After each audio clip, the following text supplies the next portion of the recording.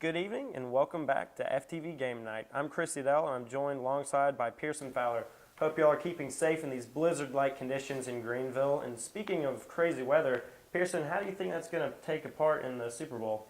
Well, it's been talked about so much, and it's really sad. Like there are a lot of other storylines that are a lot more interesting than what the weather's going to be like at MetLife.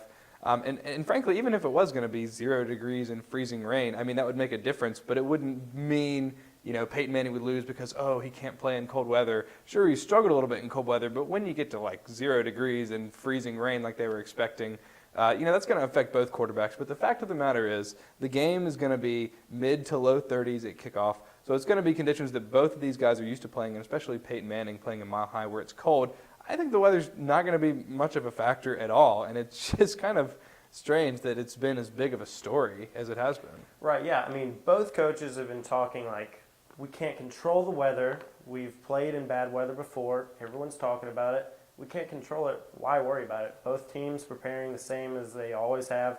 I don't think it's really going to affect the gameplay as much as, the fans and, just like the environment there. Like, do you think a lot of people may not show up because of, the adverse conditions? Yeah, absolutely not. If you have tickets to the Super Bowl, you're going to the Super Bowl. Rain, shine, tornado, avalanche, whatever, you're going to go to the Super Bowl. Now, what is interesting, though, is Roger Goodell made this, big announcement. He was like, I'm going to sit outside of the Super Bowl because I am one of you guys. I'm Joe Plumber or whatever. And it's like, well, it's going to be 30 degrees, so you should be sitting outside anyways. So, again, not a big deal at all. And it's just again ridiculous how much emphasis people put on it, and the fact that they think that if it's cold, Peyton Manning's automatically going to lose because for some reason he just can't play in cold weather. You think they're going to not? You think they're going to change their game plan just for weather? I mean, absolutely not. No. And speaking of Peyton Manning, his kind of legacy of not playing well in the cold, how important do you think this game is for his playoff legacy and just his legacy as a quarterback in general as his career is coming closer to an end? I mean, as important as every game, as every win, as every Super Bowl is going to be for a guy like Manning, if he wins, obviously that's going to help. Allegations of him not being clutch in the playoffs, not being able to win in cold weather and things like that, you're going to have a better case for Peyton Manning.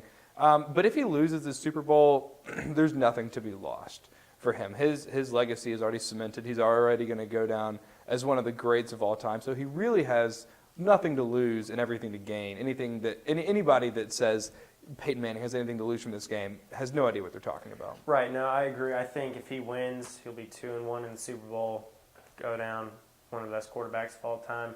I want him to win this one, honestly, just so Eli, he's got 2, and no one would say he's as good of a quarterback. And right. I just think a lot of people would use the argument that Eli has 2, Peyton would only have 1. And I don't think that's a valid argument. We've seen Peyton play for years on 8 years, and then just like his comeback from the injury, I think he's obviously one of the best. And speaking of that injury, do you think he's got the tests in March to see if his neck is healing properly, if he's going to be healthy enough? Do you think win or lose, is coming back next year? I have to say absolutely. From everything he's said, from everything his coaches have said, and people around him, I mean, he seems to be doing well. I mean, clearly he just had the best year any quarterback's ever had in the history of the league. I don't think there's any doubt in my mind that as of right now, he's planning on coming back. Maybe if he, hurts his neck again in the Super Bowl, that might make him reconsider. But barring something catastrophic happening, on Sunday, I don't think there's any chance that he won't come back next year. Right. I think if he loses, he'll definitely come back unless, neck injury and stuff. But I think if he wins, he might go out as a winner. I just feel like there's nothing better than, he came back from the injury, had the best season of a quarterback in NFL history. Then I feel like that'd be a great way to end his career. And I think he might consider just going out on top. Yeah, and it's interesting. I saw a poll on ESPN.com the other day. If Peyton Manning wins the Super Bowl, should he keep playing or go out on top? And it was amazing. It was split about exactly 50-50. And I just thought that was ridiculous. I mean, this isn't a sitcom. You don't need to go out on top to preserve your legacy. The more he plays, the more he's going to help his stats, the more yards he's going to have, the more touchdown passes. And the more these records that he's set are going to become, even more uncatchable. And the more he's just going to, again, cement his legacy as one of the all-time greats statistically in terms of wins, just in terms of doing absolutely everything. So I think the idea of going out on top is A, overrated, and B, silly. Okay. And then from the Broncos standpoint, Peyton doesn't come back. What's their next move at quarterback? Gosh, I don't know. I mean, I'm under the impression that Peyton's going to come back next year, but I think you spend a draft pick maybe not first round, but probably third or fourth round. Get a good, serviceable someone that can serve as a backup. I don't know what kind of quarterbacks are going to fall going to fall to the fourth round that would be worth getting, other than maybe someone like a Brett Smith of Wyoming. Let him play a year or two under Peyton, learn the system under one of the game's all-time greats, and then have someone like that step in. But again, if something happens in the Super Bowl, I think you're going to see the Broncos maybe go to free agency. So look to pick up someone like Josh McCown, maybe to play for a year or two while they look for a franchise quarterback in the draft, or maybe a young up-and-comer in free agency. Right. Yeah, I definitely agree. I think if he says he's going to come back, draft somebody mid-round, kind of. You're looking at Ryan Mallett learning after Tom Brady. Right. You don't draft him to be the starter, just to learn from one of the best. But I think they'll be maybe in a little bit of a trouble spot there if Peyton doesn't come back and they have to look at a free agency. Well, if he does come back, how many years? Over under 2.5. How many more years do you think Peyton has in the league? I mean, I'm thinking one more season, maybe two. I mean, he's 38 now. You don't look at too many starting quarterbacks at the age of 40. Yeah, I guess, I actually did hear something this morning, listening to the Herd, a soundbite, I guess it was from Media Day, Peyton saying that he still has a lot to learn. He's still improving as a quarterback, which just has to be the worst thing you could ever hear as a defensive coordinator around the league. So I guess if you ask Peyton, he says he's still getting better, right, which is horrifying. All right, well, that's it for this segment. We're going to talk about Richard Sherman and some of that Seattle Seahawks secondary versus those great receivers in Denver after this.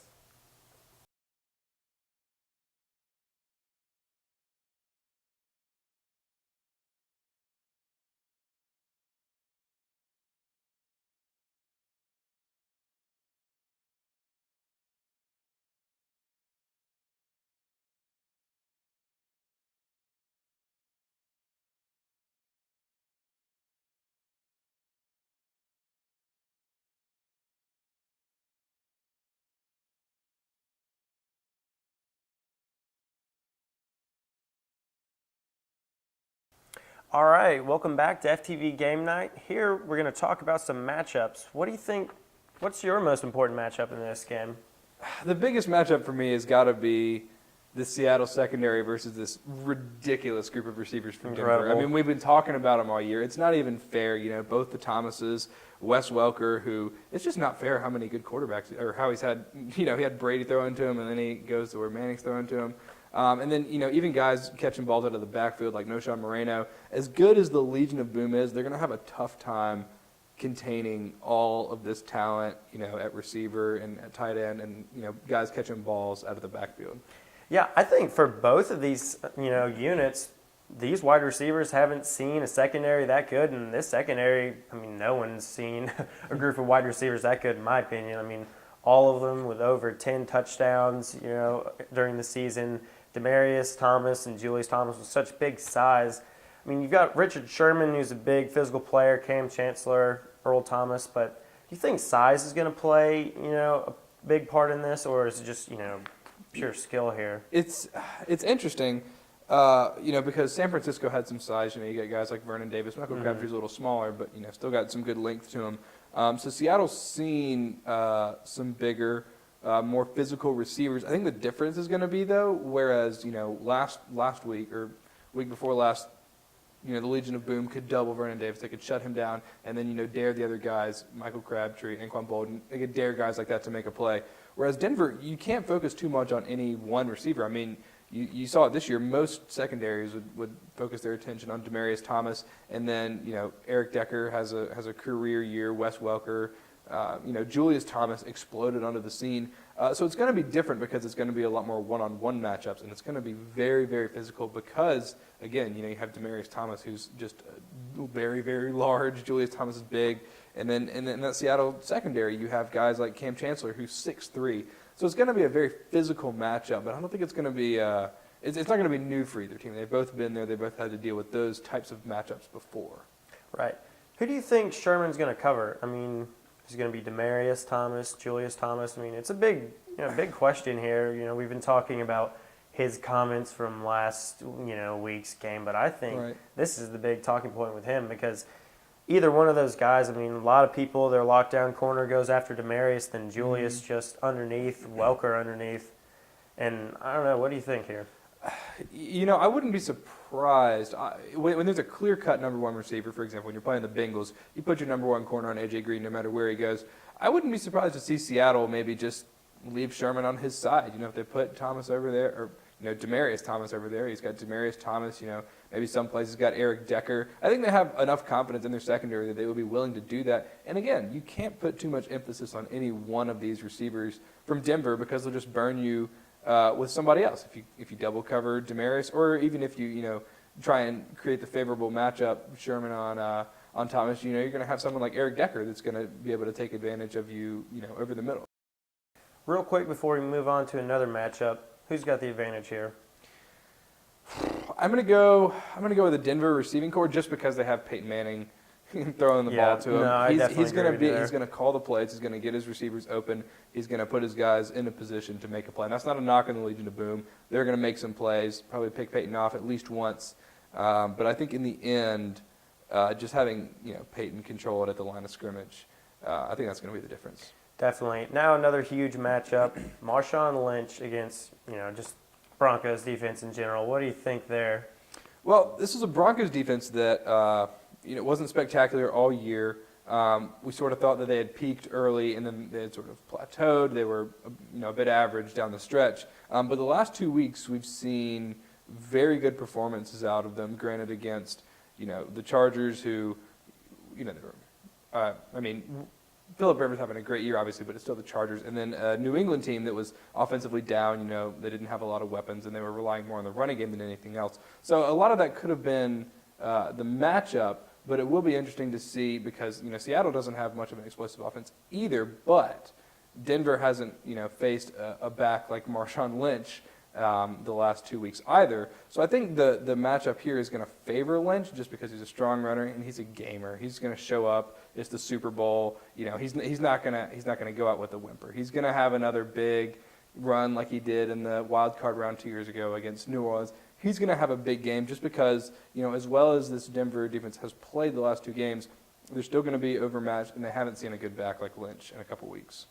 Right. I definitely think Lynch, maybe didn't have the best season, that he's had in the last few seasons, but these last few weeks in the playoffs, he's been on fire. He's running angry. He's running really well after contact, and he's getting all of his yards in between the tackles. He's a gamer. You don't have to do anything cute with him. Just, give him the ball, and just he goes. And I think he's going to have a phenomenal game, probably, in my opinion, another 100-yard performance. Yeah, he needs to touch the ball. He needs to touch the ball about 20, 22 times for sure. And he's definitely going to be invigorated by this new deal that he just signed with Skittles. Right. He's going to be a bunch of Skittles on the sideline for the whole game, I bet, and that'll fuel him to victory. And then another interesting player that we haven't maybe talked about too much this season because he hasn't played much, Percy Harvin. Do you think is he going to be healthy? Is he going to make a big impact, or is he going to be more of a decoy that's just get some attention away from Golden Tate and Doug Baldwin? If he's going to be on the field, they're going to use him. What is going to be interesting, though, is he's played how many snaps this year? He's probably played 1.5 games total. Yeah. So he hasn't had that much time, and I am wondering, because he hasn't played and because, Russell Wilson's used to go into other receivers and they sort of have, they sort of have a flow. They like to play a certain way. I wonder if having Percy Harvin in there will maybe complicate things just because you don't have the chemistry with him that you have with the rest of the, receiving core. You're definitely going to throw a couple balls at him, and he's definitely at least going to be a decoy. But I'm skeptical as to how much of an impact he'll actually have. I understand what you're talking about with the chemistry, but I think just having a playmaker like that will do wonders. But that's all we have time for now. We're going to bring in Steven Dixon for a 3-man discussion to wrap up the Super Bowl.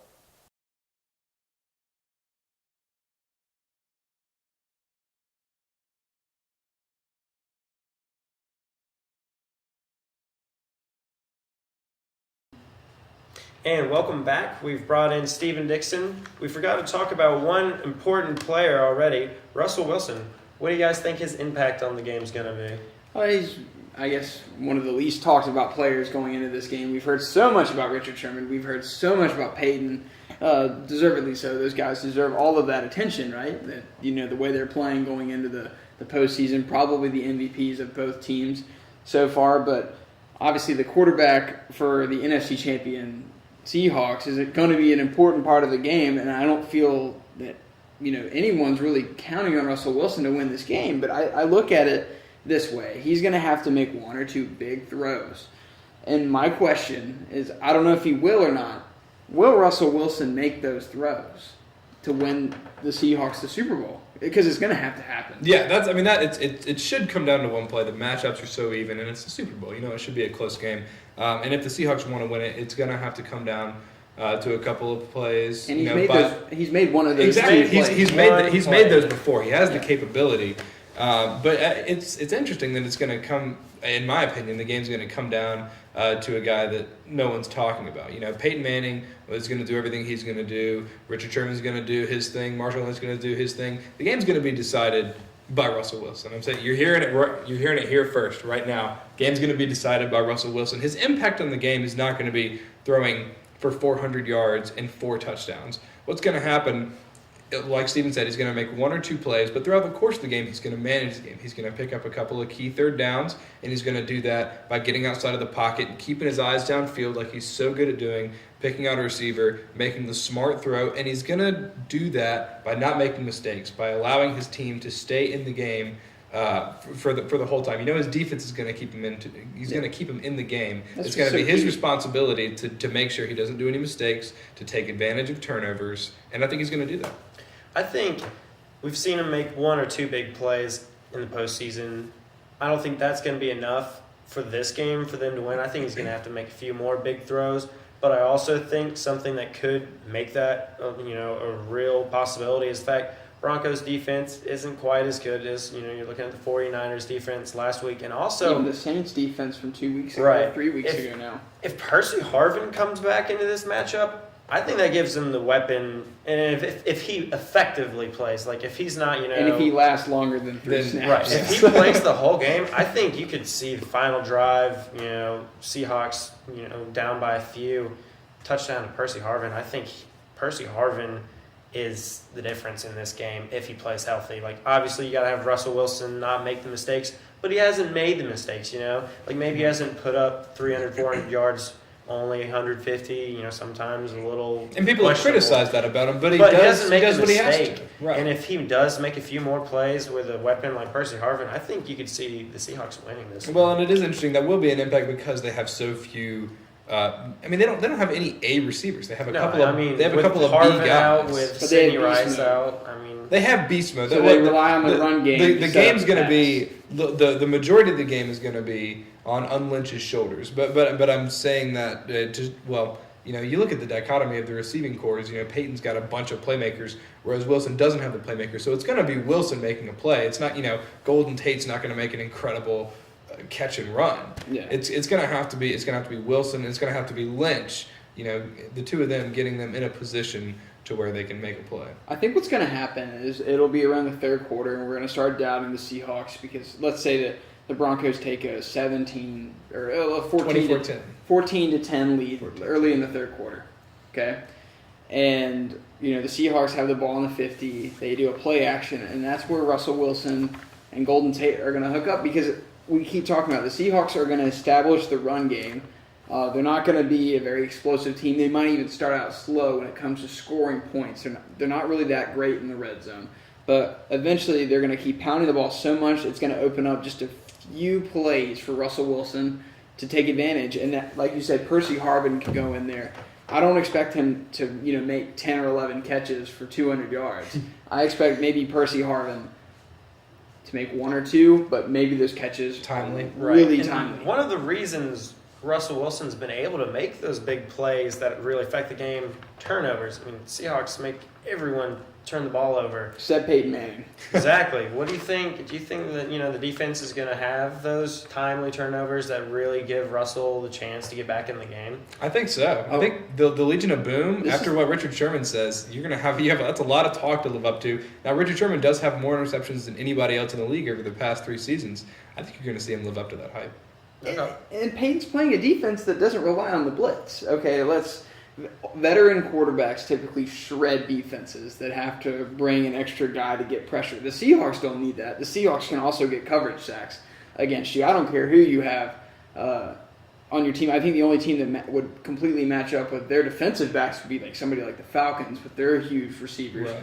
But if I'm Seattle, I'm not scared of Wes Welker. I'm not scared of Demaryius Thomas. I'm going to get at Peyton Manning. I'm going to put pressure on him, and I'm going to force him to make that throw into tighter coverage than he's used to.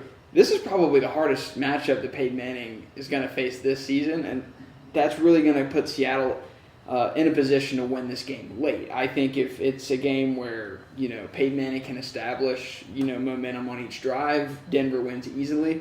If it's a close game at the end, I'm going to take Seattle. What do y'all think? I think it's a good call. If Denver gets out to too much of a hot start, Seattle's offense isn't built to do that. They're built to weather the storm, make a play late, or hold on to a lead. Exactly. Whereas Denver's is built to come from behind, and they're built to take an early lead. What Seattle's going to have to do is they're going to have to hang in the game early. Yep. They can't let it get out of hand. Yeah, I think first quarter is huge. If Broncos get the ball, score, Russell Wilson is ineffective, doesn't score. Peyton leads another touchdown drive. You're looking at 14-0, 17-0 after the first quarter or so. The most important. But remember, this is such a big game. You typically, in can't most count Super Bowls, but it's going to be hard for him to come back. My guess, though, is in Super Bowls you see slow starts by each offense. And that's really going to help Seattle because it's such a big environment. Defense travels. Defense is going to be excited. They're going to be getting after it. And defense likes that environment more than the offense does. Which is why the most important quarters are going to be the first, the fourth, the third, and the second. Yeah, in that order. Because, I was just... No, but you're serious. Because, the first quarter is going to establish what type of game is going to be played. The fourth quarter is going to decide who wins. And then, the middle quarters. Well, third quarter. You kind of have a feeling what's going to happen there. Yeah. But I think it's going to come down to the final drive. I think Russell Wilson makes a play and the Seahawks win. Seahawks win, Chris? I'm taking the Seahawks too.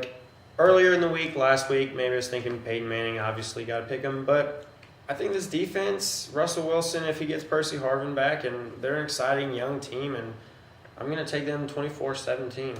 Gosh, I hate for all of us to pick Seattle, so I'll just go ahead and pick Denver and say Peyton Manning's the guy. But this is great. I'm not gonna.